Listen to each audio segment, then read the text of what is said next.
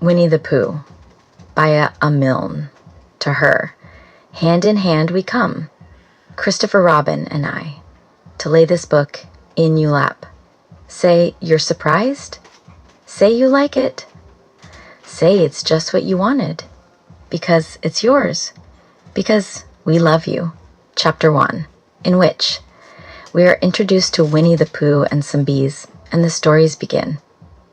Here is Edward Bear, coming downstairs now. Bump, bump, bump on the back of his head behind Christopher Robin.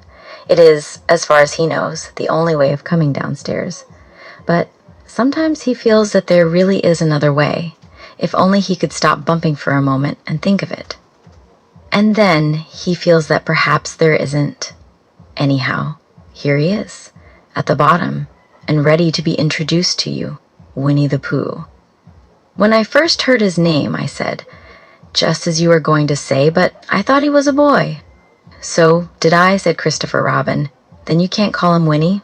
I don't. But you said, he's Winnie-the-Pooh. Don't you know what that means? Ah, yes, now I do, I said quickly. And I hope you do too, because it is all the explanation you're going to get. Sometimes Winnie-the-Pooh likes a game of some sort when he comes downstairs, and sometimes he likes to sit quietly in front of the fire and listen to a story. This evening, what about a story? Said Christopher Robin. What about a story? I said. Could you very sweetly tell Winnie-the-Pooh one? I suppose I could, I said. What sort of stories does he like? About himself. Because he's that sort of bear. Oh, I see. So could you very sweetly? I'll try, I said. So I tried. Once upon a time, a very long time ago, now about last Friday, Winnie-the-Pooh lived in a forest all by himself, under the name of Sanders. What does under the name mean? Asked Christopher Robin. It means he had the name over the door in gold letters and lived under it. Winnie-the-Pooh wasn't quite sure, said Christopher Robin. Now I am, said a growly voice. Then I will go on, said I. One day, when he was out walking, he came to an open place in the middle of the forest, and in the middle of this place was a large oak tree, and from the top of the tree there came a loud buzzing noise. Winnie-the-Pooh sat down at the foot of the tree, put his head between his paws, and began to think. First of all, he said to himself, that buzzing noise means something. You don't get a buzzing noise like that, just buzzing and buzzing without its meaning something. If there's a buzzing noise, somebody's making a buzzing noise, and the only reason for making a buzzing noise that I know of is because you're a bee. Then he thought another long time and said, and the only reason for being a bee that I know of is making honey. And then he got up and said, and the only reason for making honey is so as I can eat it. So he began to climb the tree. He climbed, and he climbed, and he climbed, and as he climbed, he sang a little song to himself. It went like this. Isn't it funny? How a bear likes honey. Buzz, buzz, buzz.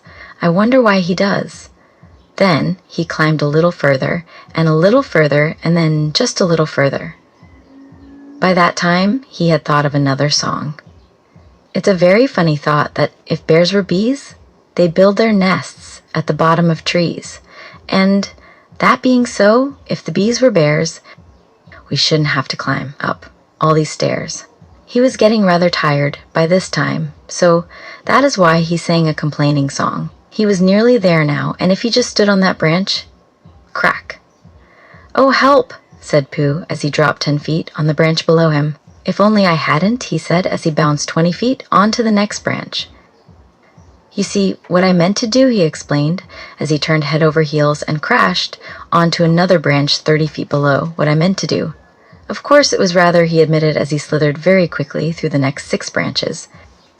It all comes, I suppose, he decided as he said goodbye to the last branch, spun round 3 and flew gracefully into a gorse bush. It all comes of liking honey so much. Oh, help, he crawled out of the gorse bush, brushed the prickles from his nose, and began to think again. And the first person he thought of was Christopher Robin. Was that me? Said Christopher Robin in an odd voice, hardly daring to believe it. That was you. Christopher Robin said nothing, but his eyes got larger and larger, and his face got pinker and pinker. So Winnie-the-Pooh went round to his friend Christopher Robin, who lived behind a green door in another part of the forest. "Good morning, Christopher Robin," he said. "Good morning, Winnie-the-Pooh," said you. "I wonder if you've got such a thing as a balloon about you?" "A balloon?"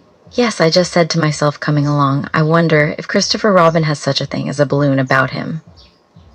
I just said it to myself, thinking of balloons and wondering. "What do you want a balloon for?" you said. Winnie-the-Pooh looked round to see that nobody was listening, put his paw to his mouth, and said in a deep whisper, "Honey?" "But you don't get honey with balloons." "I do," said Pooh. "Well, it just happened that you had been to a party the day before at the house of your friend Piglet, and you had balloons at the party. You had had a big green balloon, and one of Rabbit's relations had had a big blue one, and had left it behind, being really too young to go to a party at all, and so you had brought the green one and the blue one home with you." "Which one would you like?" you asked Pooh.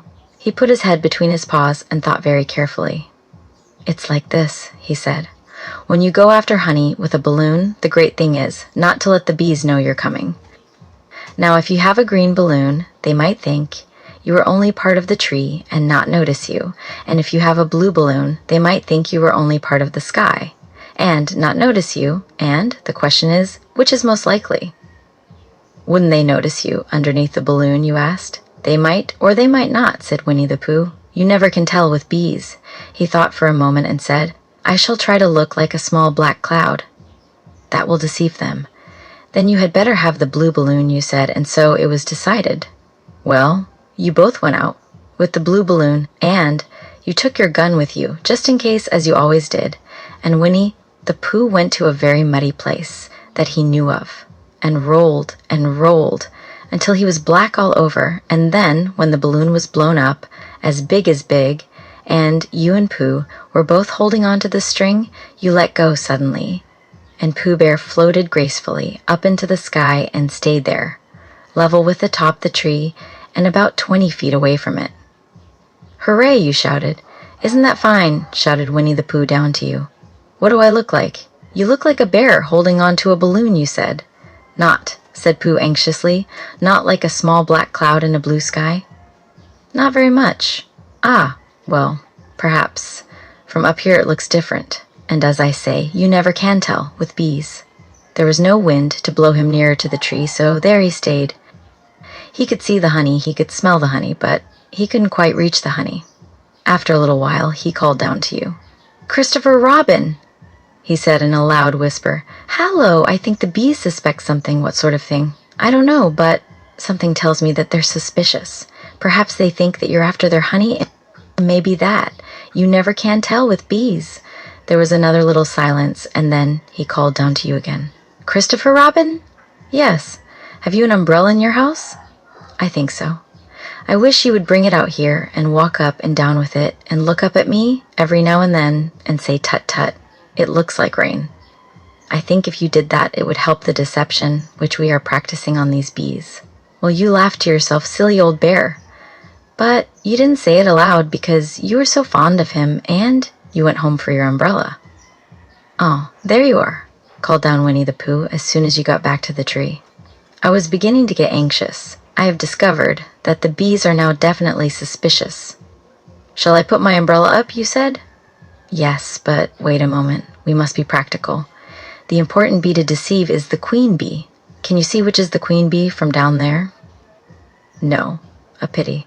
"Well, now if you walk up and down with your umbrella saying, 'Tut, tut, it looks like rain, I shall do what I can,' by singing a little cloud song, such as a cloud might sing, go."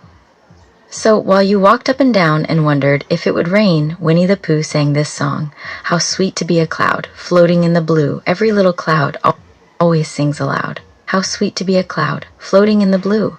It makes him very proud to be a little cloud." The bees were still buzzing as suspiciously ever. Some of them, indeed, left their nest and flew all round the cloud as it began the second verse of as this song, and one bee sat down on the nose of the cloud for a moment and then got up again. "Christopher, ow, Robin," called out the cloud. "Yes, I've just been thinking, and I have come to a very important decision. These are the wrong sort of bees." "Are they?" "Quite the wrong sort. So I should think They would make the wrong sort of honey, shouldn't you? Would they? Yes. So I think I shall come down. How? Asked you. Winnie-the-Pooh hadn't thought about this. If he let go of the string, he would fall, bump, and he didn't like the idea of that. So he thought for a long time, and then he said, Christopher Robin, you must shoot the balloon with your gun. Have you got your gun? Of course I have, you said. But if I do that, it will spoil the balloon, you said. But if you don't, said Pooh, I shall have to let go, and that would spoil me. When you put it like this, you saw how it was, and you aimed very carefully at the balloon and fired. Ow, said Pooh. Did I miss? You asked. You didn't exactly miss, said Pooh, but you missed the balloon. I'm so sorry, you said, and you fired again, and this time you hit the balloon, and the air came slowly out, and Winnie-the-Pooh floated down to the ground. But his arms were so stiff from holding onto the string of the balloon all that time that they stayed up, straight in the air, for more than a week, and whenever a fly came and settled on his nose, he had to blow it off. And I think, but I'm not sure, that is why he was always called Pooh. Is that the end of the story? Asked Christopher Robin. That's the end of that one. There are others, about Pooh and me, and Piglet and Rabbit and all of you. Don't you remember? I do remember, and then when I try to remember, I forget. That day, when Pooh and Piglet tried to catch the heffalump, they didn't catch it, did they? No. Pooh couldn't because he hasn't any brain. Did I catch it? Well, that comes into the story. Christopher Robin nodded. I do remember, he said. Only Pooh doesn't very well, so that's why he likes having it told to him again. Because then it's a real story, and not just a remembering. That's just how I feel, I said. Christopher Robin gave a deep sigh, picked his bear up by the leg, and walked off to the door, trailing Pooh behind him. At the door, he turned and said, Coming to see me have my bath. I might, I said. I didn't hurt him when I shot him, did I? Not a bit. He nodded and went out, and in a moment I heard Winnie-the-Pooh bump, bump, bump going up the stairs behind him.